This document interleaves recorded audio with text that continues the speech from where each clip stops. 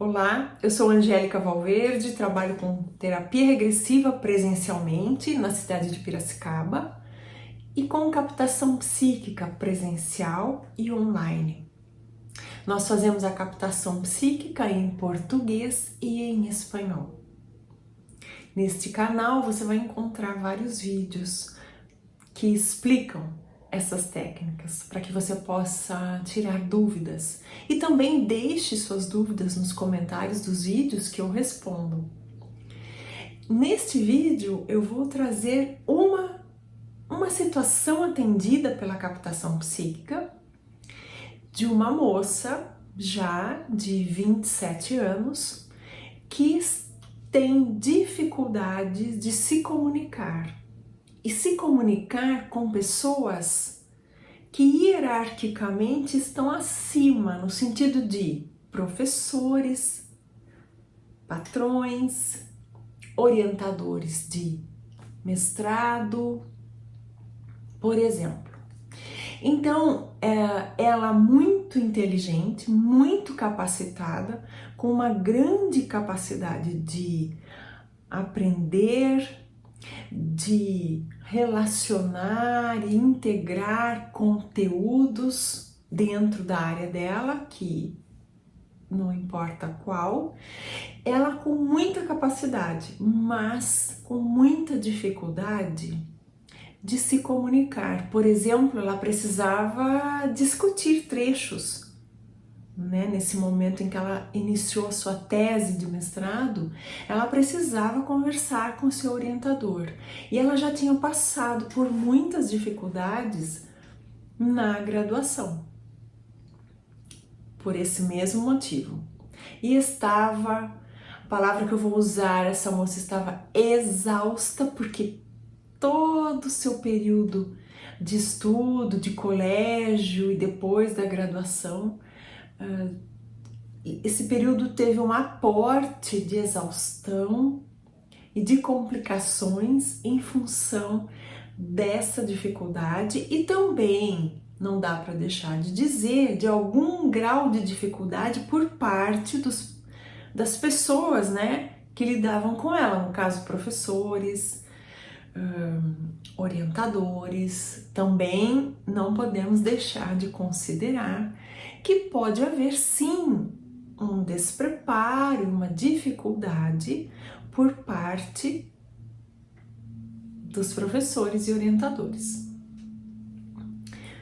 Enfim, ela estava então com um grau de sofrimento, nos procurou com essa exaustão a ponto de desistir do seu mestrado, porque no momento em que ela precisava se comunicar, fazer perguntas e, mais do que isso, quando ela precisava expor aquele conteúdo que estava dentro dela, né, toda aquela explanação que ela gostaria de fazer, para poder saber se aquilo que ela estava entendendo e pensando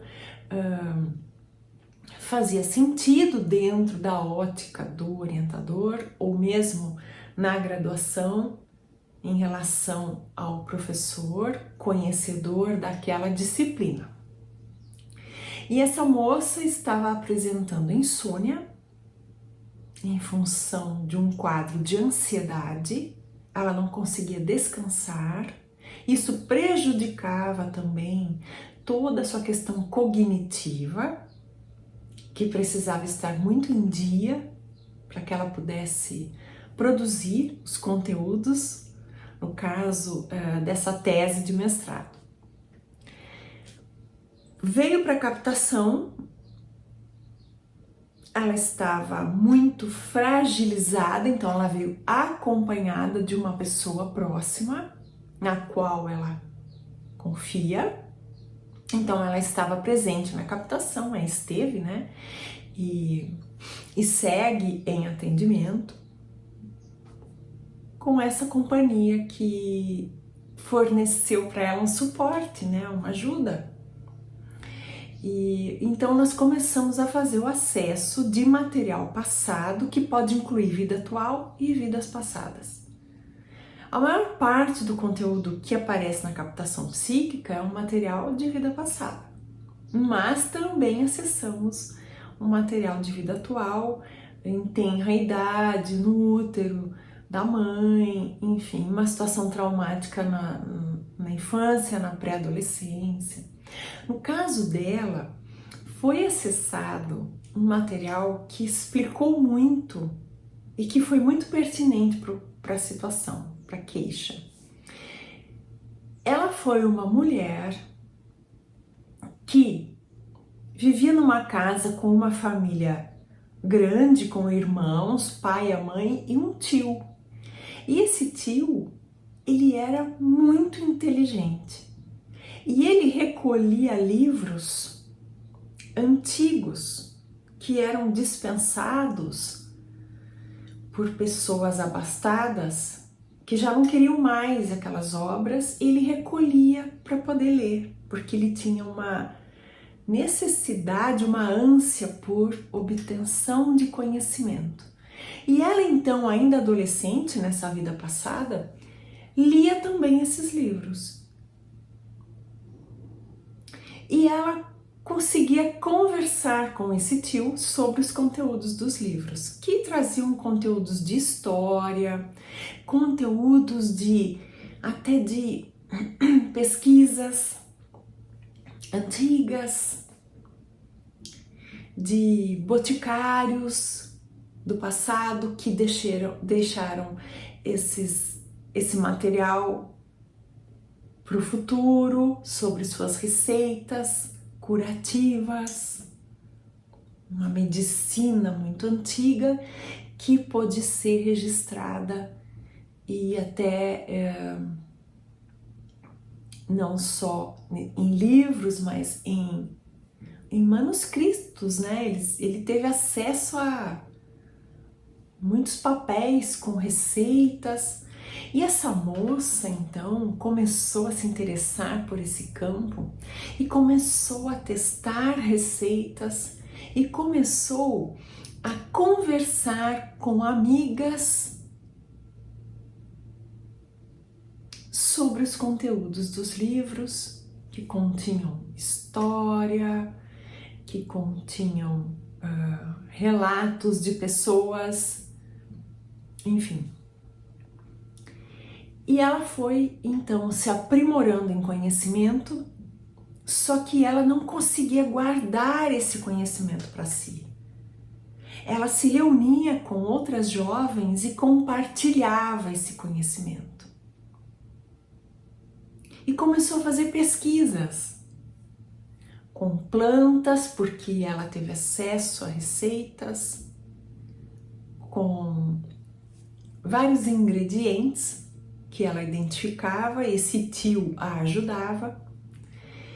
E essas amigas foram então compartilhando com seus familiares esse conteúdo de conhecimento que essa moça levava para as rodas de conversa com essas amigas. Então, os adultos familiares das amigas começaram a se incomodar e dizerem que isso não era assunto para mocinhas, que isso não era assunto que tomasse o tempo delas, que elas precisavam aprender outras coisas, como bordar, cozinhar, pintar, costurar, cuidar da casa, enfim. Esses adultos começaram então a ficarem muito incomodados com ela e, captando, eu percebi que havia uma inveja dos pais dessas amigas em relação a ela, porque essas filhas deles, que eram amigas dessa moça, não tinham essa habilidade, esse nível de intelecto, essa capacidade de aprendizado que ela tinha. Então eles começaram a levar esse assunto para pessoas que tinham um certo poder, inclusive pessoas ligadas à igreja, pessoas ligadas ao governo local. E essa moça então começou a ser chamada para entrevistas por esses homens de poder que a intimidaram e que a ameaçaram de que se ela não se calasse, se ela não entregasse essas obras para eles, eles cortariam a língua dela. Vejam. Enfim. Ela então, os pais souberam e ela então precisou, com muita tristeza e muita dor, entregar todos esses livros para esses homens da lei, unidos a esse religioso. E ela assistiu à fogueira que foi feita com todos esses livros. O tio não pôde fazer nada a respeito. Ele também perdeu com isso. Ele era como um mentor dessa sobrinha. E ela então, essa moça, vida passada da cliente que nos procurou, que não conseguia se comunicar com professores e seu orientador de mestrado, essa moça, nessa vida passada, ela fez um sintoma, entrou num quadro de mutismo, ela parou de falar. E ela entrou num quadro depressivo. Por quê? Porque a sua luz foi apagada, porque o seu intelecto foi pisoteado, porque todo o seu aparelho de fala, sua garganta, tudo foi travado. E ela então deixou de se comunicar e entrou em depressão. Naquela época não existia tratamento para depressão medicamentoso, não existiam técnicas terapêuticas. Essa moça então foi definhando, começou a se recusar a se alimentar, ficou acamada, sem falar, sem se alimentar. A família fez tudo o que podia para cuidá-la, mas ela acabou morrendo. Então, essa personalidade múltipla da mestranda de hoje, quando essa moça hoje começa a estudar, começa a comunicar seu conhecimento, começa a fazer perguntas no colégio, depois na universidade e depois conversar com o orientador de mestrado, ela como que desperta essa personalidade do passado. E essa personalidade do passado ganha um espaço no campo mental da ponta encarnada que está avançando em conhecimento, usando seu intelecto privilegiado para se formar, para pesquisar e para se tornar uma docente muito capacitada, que era o desejo da nossa cliente.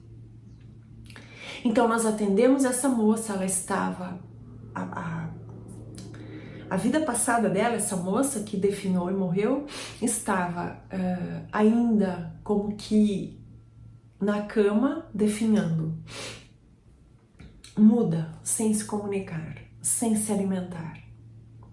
Foi uma forma de protesto. A dor foi tão grande que ela desistiu de viver. Então, ela veio e com muito custo, muito trabalho do terapeuta que trabalha comigo, ela começou a se comunicar, começou a contar a sua história. Mas tomou boa parte da sessão até ela conseguir falar uma frase, duas. E eu mesma, que fico consciente durante a incorporação da personalidade múltipla, ia captando as situações, também comunicava ao terapeuta para que ele pudesse trabalhar.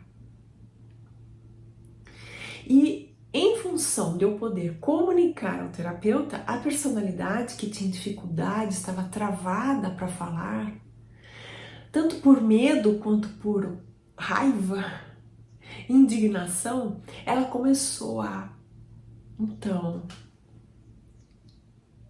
nos contar da sua dor, do medo, da raiva em função da impotência.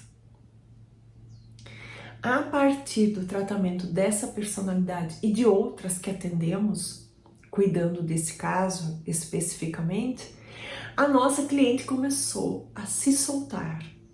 Então, foram algumas captações onde acessamos outras personalidades com conteúdo semelhante e outras com conteúdo totalmente diferente, mas que causavam o mesmo sintoma na cliente.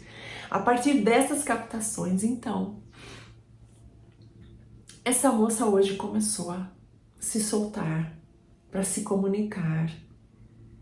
E depois de algumas captações, ela deu um tempo no tratamento, deu andamento ao seu mestrado, e um tempo depois nos enviou uma mensagem contando que tinha finalizado, tinha sido aprovada e em breve começaria o seu doutorado e já estava em andamento a possibilidade de uma vaga como docente numa universidade para ela. Então, eu trago esse caso porque foi muito impactante para nós e foi muito reconfortante e nos trouxe muita alegria percebermos o alcance dessa técnica, que com algumas sessões possibilitou essa libertação. As outras personalidades atendidas também têm um grau de importância considerável nesse tratamento, mas nos chamou mais atenção para trazer no vídeo essa mocinha, vida passada da nossa cliente, que ao ser impedida de exercer toda a amplitude do seu intelecto e toda a sua capacidade de comunicação, o impacto que esse impedimento trouxe na vida atual. Deixe seu comentário, suas dúvidas, eu vou respondendo. E eu tenho mais vídeos no canal. Dê uma passeada por ele e você vai conhecer mais sobre essa técnica. O nosso curso de captação psíquica tem início no dia 7 de junho e ainda podemos receber alunos. É presencial na cidade de Campinas. Se você tem interesse, entre em contato comigo. Eu vou deixar aqui o meu WhatsApp. Eu recebo mensagens e respondo prontamente a você. Eu deixo um abraço e agradeço a sua atenção até aqui.